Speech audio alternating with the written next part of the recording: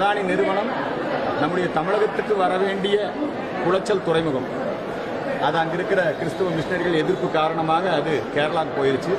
அங்க விழிஞ்சத்தில் அந்த துறைமுகம் அதானியை எதிர்க்கக்கூடிய பினராயி விஜயன் அரசாங்கம் அங்கே விழிஞ்சம் துறைமுகம் அதானியின் துணையோடு அமைத்து இன்னைக்கு அந்த துறைமுகத்தில் கப்பல் போக்குவரத்து சிறப்பாக நடக்குது.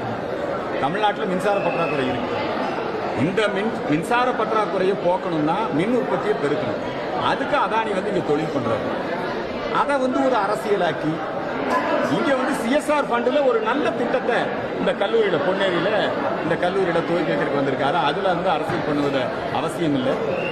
தமிழக அரசும் இது சம்பந்தமான இந்த விஷயத்தில் நடவடிக்கை எடுத்து இந்த எதிர்ப்பை பொருட்படுத்தாமல் இந்த பகுதியினுடைய வளர்ச்சிக்காக இந்த திட்டங்களை இங்கே அனுமதிக்க வேண்டும் என்கிற கோரிக்கையை முன்வைக்கின்றேன். நேற்றைய தினம் தமிழ்நாடு முழுவதும் பாரதிய ஜனதா கட்சியின் இளைஞரணி சுதந்திர தினத்தை முன்னிட்டு தேசிய கொடி அதை வச்சுக்கிட்டு இருசக்கர வாகன பேரணி அதுக்கு உடனே தடை.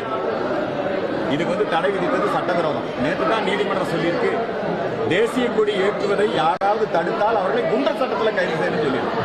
ஆனா தேசிய கொடியோட பேரணி போனவங்களை தடை செய்வது.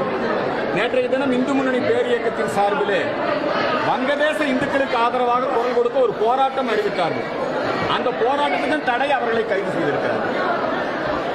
இந்த போக்கு மாற வேண்டும். இன்னைக்கு பாருங்க, இந்திரா காந்தியுடைய பேத்தி பிரியங்கா காங்கிரஸ் கட்சி தலைவி வங்கதேச இந்துக்களை காப்பாற்ற வேண்டும் குரல் கொடுத்திருக்காங்க. ரொம்ப ஆச்சரியம். கம்யூனிஸ்ட் கட்சிக்காரரு தமிழ்நாடு கம்யூனிஸ்ட் கட்சி வங்கதேச இந்துக்களை காப்பாற்றணும்னு குரல் கொடுத்திருக்கிறாங்க. சத்குரு ஜக்கி வாசுதேவ் ஆன்மீகவாதிகள் தரப்பிலிருந்து வங்கதேச இந்துக்களை காப்பாற்ற வேண்டும் என்று குரல் கொடுத்திருக்கிறார்கள். இதெல்லாம் வரவேற்க வேண்டிய விஷயம். எந்த கட்சியில வேணாலும் இருக்கும். ஒரு மத அடிப்படையில் இந்துக்கள் ஒடுக்கப்படுகிற போது எல்லா கட்சியும் திமுக குரல் கொடுக்கணும். கனிமொழி மணிப்பூர் பெண்களுக்காக போராடினாங்க. அதே மாதிரி பல விஷயங்களுக்காக காஷ்மீர்ல அதுக்காக போராடினாங்க. ஏன் வங்கதேச இந்துக்கள் என்ன அனாதையா? நீங்க ஒரு காலத்துல கருணாநிதி அவர்களை என்ன தென்னாட்டு முஜிபுர் ரஹ்மான் கூப்பிட்டீங்கல்ல, கருணாநிதியை தென்னாட்டு முஜிபுர் ரஹ்மான் சொன்னீங்க. இன்னைக்கு அந்த முஜிபுர் ரஹ்மானுடைய மகள் அந்த வங்கதேசத்துல அந்த முஸ்லீம் பெண்மணி, அவங்களுக்கு நாம அடைக்கலம் கொடுத்துருவோம். ஆனா அங்க இருக்கிற இந்துக்களுக்கு யார் அடைக்கலம் கொடுக்கும்? திமுகவும் வங்கதேச இந்துக்களுக்காக குரல் கொடுக்க வேண்டும். தமிழ்நாட்டில் வக்பு சொத்து என்கிற போர்வையில பழனிக்கு பக்கத்துல பாலசமுத்திரம், திருச்சிக்கு பக்கத்துல செந்துறை கிராமம், இந்த கிராமங்கள்லாம் மொத்தமா வக்பு சொத்துன்னு அவங்களா டிக்ளேர் பண்ணிட்டாங்க. அங்க இருக்கிற மக்கள் எல்லாம் சிரமப்படுறாங்க. இதே மாதிரி ஆம்பூர், வாணியம்பாடி பல பகுதிகளில் இந்த வக்பு சொத்து இதை சரி பண்றதுக்கு தான் ஒரு நல்ல சட்டம். அந்த சட்டம் அது முஸ்லீம்களுக்கு நன்மை பயக்கக்கூடிய சட்டம்.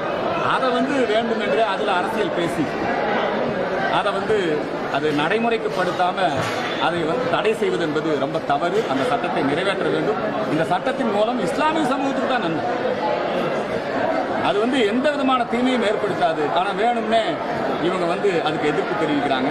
இதற்கு என்னுடைய வன்மையான கண்டனத்தை தெரிவித்துக் கொள்கிறேன்.